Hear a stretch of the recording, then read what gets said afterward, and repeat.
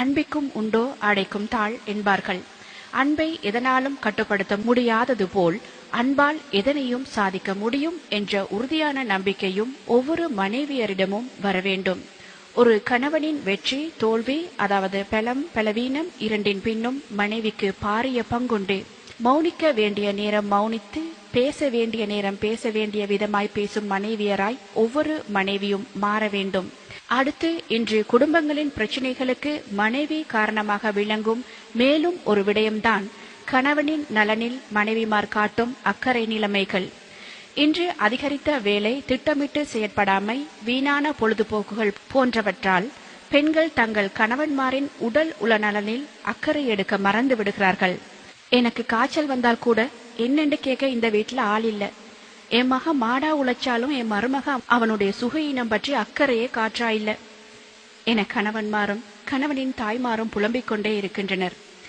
நாளடைவில் இவை பாரிய குடும்ப பிரச்சினைகளாய் ஆகிவிடுகின்றன. பெண்கள் தங்களுக்கு என்னதான் வேலை என்றாலும் கணவனின் தேவையை நன்கு தெரிந்து தொண்டாற்ற வேண்டும். கணவன் சோர்வுற்ற நேரம் அவனது சோர்வு நீக்கவும், அவனுக்கு தேவைகள் ஏற்படும் போது அதனை தீர்க்கவும் பாடுபட வேண்டும்.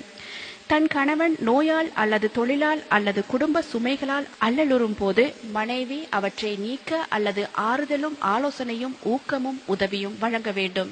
அவர் உடம்பு, அவர் குடும்பம், அவர் தொழில், என்னவாவது செய்யட்டும் என்ற அலட்சியமும் தன் பணி மறந்து செயற்படும் மடமையும் ஒருபோதும் மனைவி என்பவளிடம் வரவே கூடாது. பொருளாதாரம் என்ற அவசிய தேவையும் மனைவியை ஒரு மாயையாக மாற்றிவிடுகின்றது. இன்று பல பெண்களுக்கு தன் கணவனின் உழைப்பு குடும்பம் நடத்த போதாத நிலையில் உள்ளது. இதனால் குடும்பத்தில் பல குழப்பங்களை ஒரு மனைவி உருவாக்கி விடுகிறாள். எமது வரலாற்று பெண்கள் கிழிந்த ஆடைகளுக்கு ஒட்டுகளை போட்டு அணிந்துள்ளனர். பல நாட்கள் உணவின்றி பட்டினியால் வாடியிருக்கின்றனர். தம் பிள்ளைகளையும் தமது குடும்ப வருமானத்திற்கேற்பவே வாழ பழக்கி இருக்கின்றனர். ஆனால் இன்று பல வீட்டுத் தலைவிகள் வரவை மீறி செலவு செய்பவர்களாக உள்ளனர்.